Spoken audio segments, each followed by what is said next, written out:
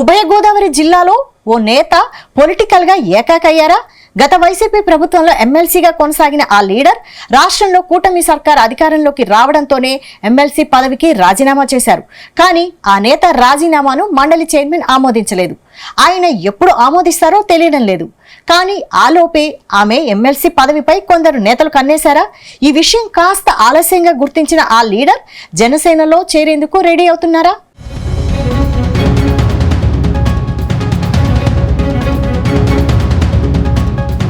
కాకినాడ నగరానికి చెందిన కర్రి పద్మశ్రీ ఉన్నత విద్యావంతురాలు.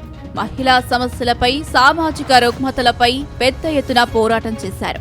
ఆమె భర్త నారాయణరావుకి అప్పటి కాకినాడ సిటీ ఎమ్మెల్యే చంద్రశేఖర్ రెడ్డికి మంచి సాన్నిహిత్యం ఉంది. ఈ సాన్నిహిత్యం కారణంగానే గవర్నర్ కోటాలో 2023లో ఎమ్మెల్సీ సీటు ఖాళీ అయినప్పుడు అప్పటి సీఎం జగన్ పలు పేర్లు పరిశీలించారు.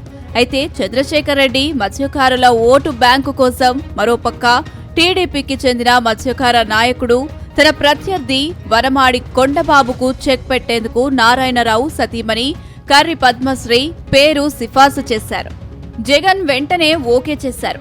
ఆ తరువాత ఫైల్ను గవర్నర్ కి పంపడంతో వెంటనే ఆమోదం తెలిపారు. ఆమె గవర్నర్ కోటాలో ఎమ్మెల్సీగా ఎన్నికయ్యారు.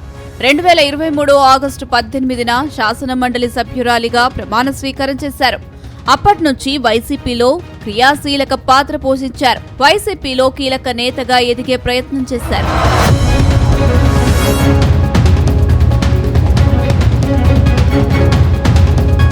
ఇక 2024లో సాధారణ ఎన్నికలు జరిగితే ఈ ఎన్నికల్లో వైసీపీ ప్రభుత్వం మారింది. కూటమి పార్టీలు అధికారంలోకి వచ్చాయి. దీంతో పద్మశ్రీ పార్టీ మారేందుకు రెడీ అయ్యారు. మత్స్యకార సామాజిక వర్గానికి చెందిన రాజ్యసభ సభ్యుడు మోపిదేవి వెంకటరమణ తన పదవికి రాజీనామా చేసి టీడీపీలో చేరిపోయారు. అలాగే మత్స్యకార సామాజిక వర్గం వారు టీడీపీకి మద్దతు పలికేలా మోపిదేవి ప్రయత్నాలు చేశారు. ఇందులో భాగంగానే ఆయన కర్రి పద్మశ్రీతో చర్చించారు. వెంటనే ఆమె వైసీపీకి రాజీనామా చేసేశారు. నామినేటెడ్ పదవుల్లో ఉన్నవారు కూటమిలో చేరాలంటే ఆ పదవులకు రాజీనామా చేయాలని ఒక షరతు ఉంది. దీంతో తన రాజీనామా లేఖను 2024 అక్టోబర్లో గవర్నర్కి పంపారు. అప్పటి ఆ లేఖ గవర్నర్ వద్దే పెండింగ్లో ఉంది.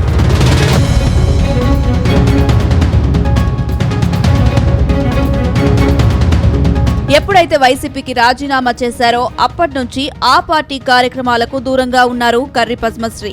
అదేవిధంగా మాజీ ఎమ్మెల్యే చంద్రశేఖర్ రెడ్డితో కూడా విభేదాలు పొడసూపాయి. దాంతో ఆమె ఒంటరయ్యారు. అటు టీడీపీలోకి వెళ్దామంటే రాజీనామా ఆమోదం పొందలేదు. దీంతో రాజకీయాలకు దూరంగా ఉంటూ ప్రభుత్వ కార్యక్రమాలకు మాత్రం హాజరవుతున్నారు. 10 నెలల పాటు ఎమ్మెల్సీ రాజీనామా లేక ఎందుకు ఆమోదం పొందలేదో ఎవరికీ అంతు చిక్కడం లేదు. కర్రి పద్మశ్రీ రాజీనామా ఆమోదం పొందితే ఆ సీటు పిఠాపురం మాజీ ఎమ్మెల్యే టీడీపీకి చెందిన వర్మకు ఇస్తారని ప్రచారం జరుగుతుంది. అలాగే పార్టీ కోసం రాజీనామా చేశారు కాబట్టి తిరిగి పద్మశ్రీకే ఆ సీటు ఇస్తారని కూడా టీడీపీ నాయకులు చెబుతున్నారు. కానీ కర్రి పద్మశ్రీ రాజీనామా మాత్రం ఆమోదం పొందడం లేదు. దీంతో పద్మశ్రీ ఏ పార్టీ కార్యక్రమాలకు హాజరు కావడం లేదు. కేవలం ప్రోటోకాల్ హోదాలో అధికార కార్యక్రమాలకు మాత్రం హాజరవుతున్నారు. తాను ఎంతో నమ్మకంతో ఎమ్మెల్సీని చేస్తే పార్టీకి అన్యాయం చేశారంటూ చంద్రశేఖర్ రెడ్డి కూడా వీరిపై గుర్రుగా ఉన్నట్టు సమాచారం. అదేవిధంగా చంద్రశేఖర్ రెడ్డి విషయంలో కూడా పద్మశ్రీ దంపతులు ఆగ్రహంగా ఉన్నారని తెలుస్తుంది.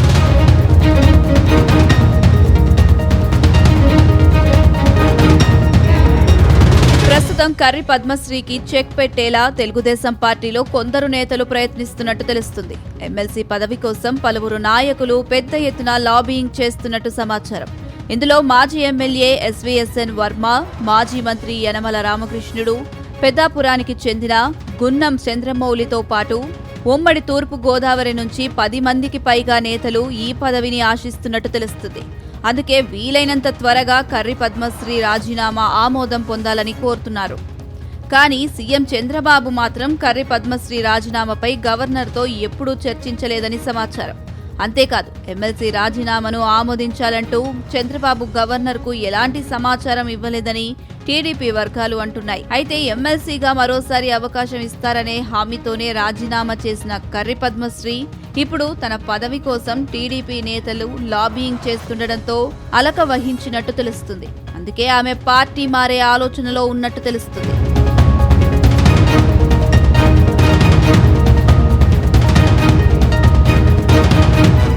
నేపథ్యంలో ఎమ్మెల్సీ కర్రి పద్మశ్రీ జనసేనలో చేరేందుకు ఆసక్తి చూపిస్తున్నట్టు ప్రచారం సాగుతుంది.